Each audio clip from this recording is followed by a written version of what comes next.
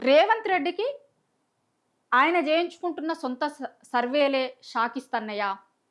ఆ సర్వే రిపోర్ట్‌లు ఇస్తున్నటువంటి షాక్ జూస్తే నిన్న ఖమ్మంలో సభలో ఆ ఫ్రస్ట్రేషన్‌ని జూపిచ్చిండా?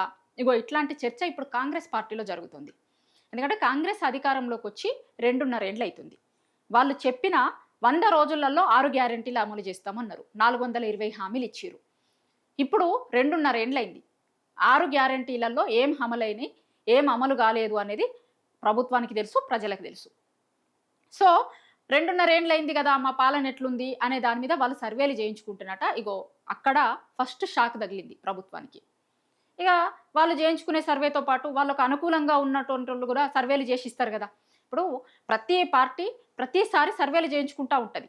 ఇప్పుడు ప్రభుత్వం 1 ఇయర్ అయిన తర్వాత గూడా ఈ ప్రభుత్వం సర్వేలు చేయించుకొని ఉండుంటది డెఫినెట్‌గా. ఏ పార్టీలైనా సరే పార్టీలు ప్రభుత్వంలో ఉన్నటువంటివి ప్రతిపక్ష పార్టీలు సర్వేలు చేయించుకుంటాయి. జనాల ఒపీనియన్ ఎట్లుంది? మూడ్ ఎట్లుంది? ఇప్పటికిప్పుడు ఎన్నికలు జరిగితే ఎన్నొస్తాయి? సంవత్సరం తర్వాత జరిగితే ఏంది పరిస్థితి? 2 ఏండ్ల తర్వాత జరిగితే ఏంది పరిస్థితి? అనే దాని మీద సర్వేలు చేయించుకుంటాయి. అట్లనే సర్వే చేయించుకొని ఉండుండొచ్చు కాంగ్రెస్ పార్టీ గూడా. అగో ఆ సర్వే రిపోర్ట్ చూసిన తర్వాతనే వాళ్ళకి షాక్ తగిలింది.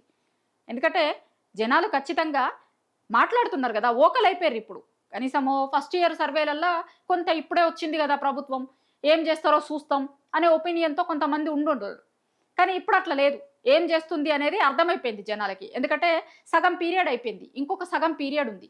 కాబట్టి సగం పీరియడ్‌లో చేయనోళ్ళు ఇంకొక సగంలో ఎట్లా చేస్తారు అనేది జనాలకు అర్థమైపోతది గదా! అగో అక్కడ చెప్పిర్రు జనాలు వాళ్ళ ఒపీనియన్.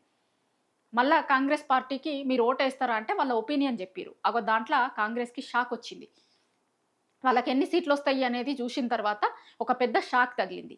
అగో ఆ షాక్‌ని నిన్న ఖమ్మం సభలో రేవంత్ రెడ్డి గారు చెప్పకనే చెప్పినట్టుగా ఆయన ఆహ్, దాన్ని నిన్న ఆ ఫ్రస్ట్రేషన్ రూపంలో వెళ్ళగక్కిండు అనేటువంటిది ఖమ్మం సభకి హాజరైనోళ్ళు, కాంగ్రెస్ పార్టీలో ఉన్నటువంటి నాయకులందరూ మాట్లాడుకుంటున్నారు.